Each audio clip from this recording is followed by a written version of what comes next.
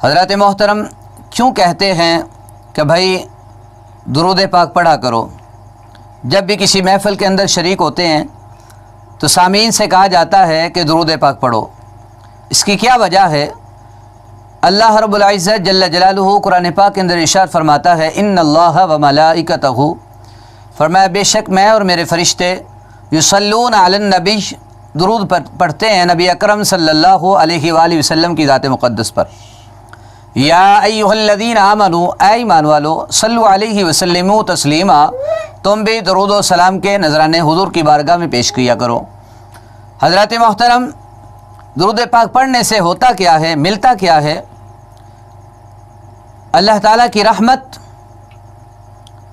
اور اللہ تعالیٰ کی بارگاہ سے جو انعام ملتا ہے درود پاک پڑھنے کا، بندے کے 10 گناہ معاف ہو جاتے ہیں، اللہ کی 10 رحمتیں ملتی ہیں، اور پھر اس بندے کی نیکیوں کے اندر اضافہ ہو جاتا ہے جو حضور علیہ الصلوۃ والسلام پر درود و سلام کے نذرانے پیش کرتا ہے۔ سرکار دو عالم صلی اللہ علیہ وآلہ وسلم کا فرمان ذیشان سماعت فرمائیے۔ مکاشفۃ القلوب کے دیپاچے کے اندر یہ بات موجود ہے، جو بندہ سرکار دو عالم صلی اللہ علیہ وسلم ارشاد فرماتے ہیں محبت سے، دل کی اتھاہ گہرائیوں سے، میری محبت میں خلوص اور پیار کے ساتھ جب درود و سلام کے نذرانے پیش کرتا ہے، دن رات جب اسے ٹائم ملتا ہے، نماز سے فارغ ہوتا ہے تو درود و سلام کے نذرانے، کسی کام میں مشغول ہے تو زبان سے مجھ پر درود و سلام کے نذرانے پیش کرتا رہتا ہے، تو سرکار دو عالم صلی اللہ علیہ وسلم ارشاد فرماتے ہیں جب وہ بندہ درود و سلام کے نذرانے پیش کرتا ہے تو اللہ تعالیٰ کا ایک نوری فرشتہ اس درود و سلام کے نذرانے کو نوری تھال کے اندر رکھ کے اللہ کی بارگاہ کے اندر حاضری کے لیے پیش ہوتا ہے۔ رستے کے اندر فرشتے، آسمان والے فرشتے اس سے پوچھتے ہیں کہ بھائی تم یہ کیا لے کے جا رہے ہو؟ وہ کہتا ہے اللہ تعالیٰ کے ایک بندے نے نبی اکرم صلی اللہ علیہ وسلم کی ذات مقدس پر درود و سلام کا نذرانہ پیش کیا ہے، اللہ کی بارگاہ سے یہ پوچھنے جا رہا ہوں کہ اس بندے کو کتنا اجر و عظیم دیا جائے،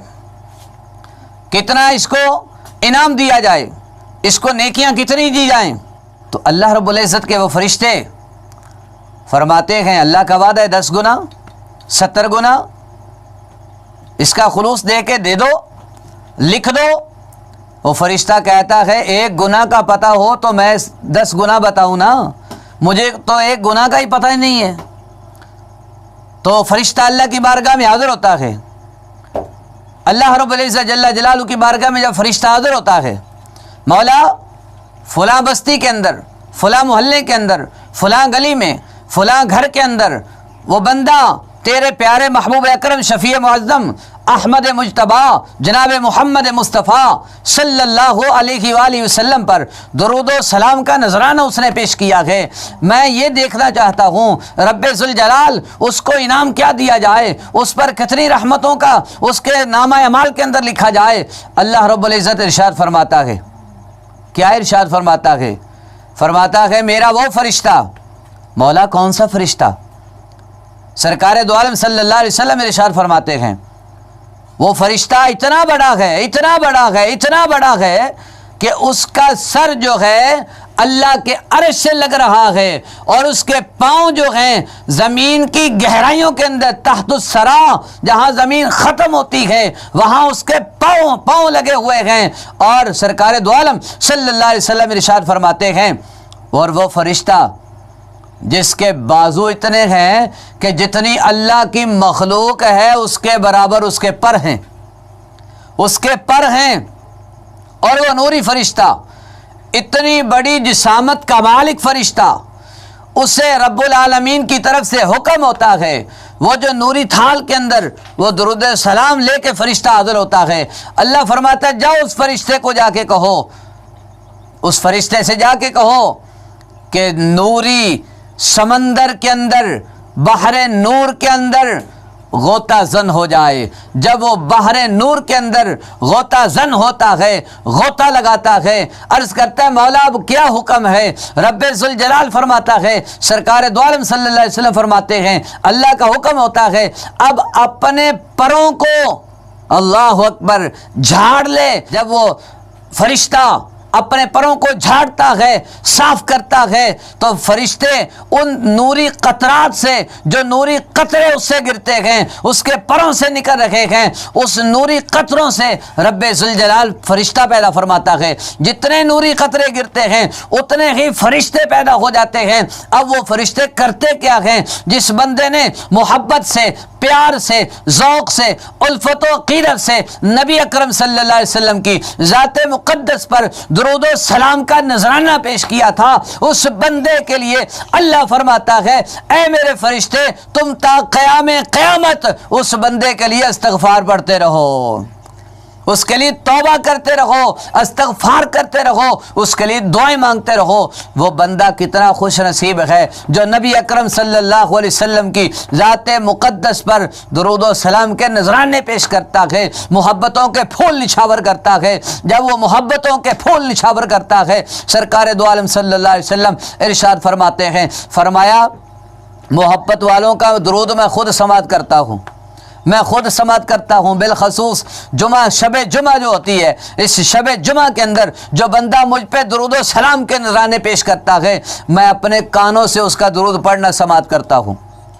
عام دنوں میں فرمایا درود میری بارگاہ کے اندر فرشتے پیش کرتے ہیں، تو اب اسی وقار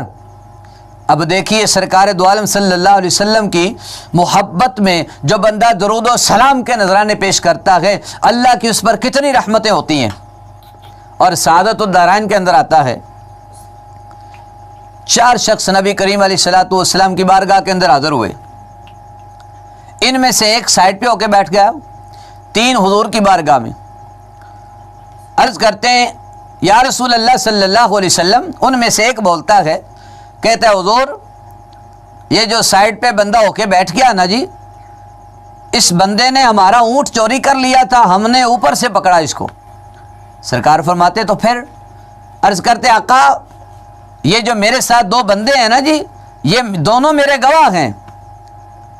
سرکار دو عالم صلی اللہ علیہ وسلم نے جب یہ سنا کہ اس شخص کے بارے میں یہ گفتگو کر رہے ہیں، سرکار نے اسے قریب لا، فرمایا قریب آ جا۔ وہ قریب ہوا، فرمایا قریب آ جا۔ وہ اور قریب ہوتا ہے، سرکار فرماتے چوری کر لی، اللہ اکبر، غلطی کر لی تو نے۔ اب سرکار دو عالم صلی اللہ علیہ وسلم کی بارگاہ کے اندر حضور کا وہ سچا عاشق عرض کرتا ہے، حضور یہ تو کہتے ہیں نا کہ یہ 2 ساتھ میرے گواہ ہیں اور اس نے جرم میرے اوپر عائد کیا ہے، میں یہ نہیں کہتا کہ میں کوئی گواہ لے کے آؤں۔ سرکار جس اونٹ کے بارے میں یہ کہہ رہے ہیں کہ یہ اونٹ اس نے چوری کیا ہے، اس اونٹ سے ہی پوچھ لیں آقا، اسے فرمائے بتا تیرا مالک کون ہے۔ سرکار دو عالم صلی اللہ علیہ وسلم فرماتے اچھا اتنا تجھے یقین ہے کہ وہ اونٹ تیری گواہی دے دے گا؟ سرکار دو عالم صلی اللہ علیہ وسلم کی بارگاہ کے اندر جب وہ صحابی عرض کرتے ہیں یا رسول اللہ اس اونٹ سے پوچھ لیں کہ تیرا مالک کون ہے۔ سرکار دو عالم صلی اللہ علیہ وسلم نے فرمایا بلاؤ اونٹ کو، لے کے آؤ۔ جب اونٹ کو لایا گیا سرکار نے فرمایا بتاؤ بھائی، اس کی زبان کے اندر اس سے گفتگو فرمائی۔ جب گفتگو فرمائی تو وہ اونٹ اپنی زبان حال سے پکار کے کہتا ہے یا رسول اللہ صلی اللہ علیہ وسلم، آپ کے عاشق کے بارے میں یہ کہتے ہیں اس نے اونٹ کو چوری کیا ہے، تہجد گزار ہے، آپ کے پیچھے نمازیں پڑھنے والا ہے، آپ کا عاشق ہے۔ حضور جسے یہ چور کہہ رہے ہیں خود یہ چور ہیں، یہ تو میرا مالک ہے، یہ تو میرا مالک ہے۔ اب سرکار فرماتے ہیں میرے غلام قریب ہو جا۔ قریب ہوا، سرکار فرماتے ہیں اور قریب ہو جا۔ سرکار نے فرمایا کون سا ایسا عمل کرتا ہے، کون سا ایسا اللہ کی بارگاہ کے اندر تیرا وظیفہ ہے جس کی برکت کی وجہ سے جانور تیرے ایمان کی گواہیاں دے رہے ہیں، جانور بھی کہہ رہے ہیں کہ یہ مالک ہے، چور نہیں ہے، تیرے ایمان کی گواہیاں جانور بھی دے رہے ہیں، کون سا ایسا عمل کرتا ہے؟ عرض کرتے یا رسول اللہ صلی اللہ علیہ یا حبیب اللہ، نماز تو پڑھتا ہی ہوں، اللہ کی عبادت تو کرتا ہی ہوں، نماز تہجد تو پڑھتا ہی ہوں، یہ عمل تو ہے ہی، لیکن یا رسول اللہ لیکن اس کے علاوہ جو میں عمل کرتا ہوں، دن ہو یا رات ہو، اگر جاگ رہا ہوں، بیٹھا ہوں، کھڑا ہوں، ہر وقت حضور آپ کی بارگاہ میں درود و سلام کے نذرانے پیش کرتا رہتا ہوں۔ سرکار دو عالم صلی اللہ علیہ وسلم ارشاد فرماتے ہیں، فرمائے میرے غلام یہ درود و سلام کے نذرانے تو بھیجتا ہے، آج اس دنیا کی مصیبت سے اللہ نے تجھے نجات عطا کر دی ہے، درود و سلام پڑھتے رہنا، کل قیامت کی مصیبتوں سے بھی اللہ تجھے نجات عطا فرما دے گا۔ تو حضرات محترم پتہ چلا کہ کیوں کہا جاتا ہے کبھی درود و سلام پڑھو، کوئی مشکل آ جائے درود و سلام پڑھو، کوئی مصیبت آ جائے درود و سلام پڑھو، کوئی پریشانی آ جائے درود و سلام پڑھو، کوئی بیٹا بیمار ہے، بیٹی بیمار ہے، درود پاک پڑھ کے اپنے بیٹے کو پھونک مارو، اس کو درود پاک پڑھ کر پانی کے اوپر پھونک مار کر بچے کو پلا دو، انشاءاللہ العزیز اللہ کے فضل و کرم سے درود پاک کی برکت سے اس بچے کو اللہ شفا عطا فرما دے گا، کیونکہ درود پاک کے اندر اللہ کی بے شمار فضیلتیں ہیں، بے شمار رحمتیں ہیں۔ تو حضرات محترم اللہ کی بارگاہ میں دعا ہے اللہ کریم ہمیں سرکار دو عالم صلی اللہ علیہ وسلم کی بارگاہ میں زیادہ سے زیادہ درود و سلام کے نذرانے پیش کرتے رہنے کی توفیق عطا فرمائے، آمین وآخر دعوانا۔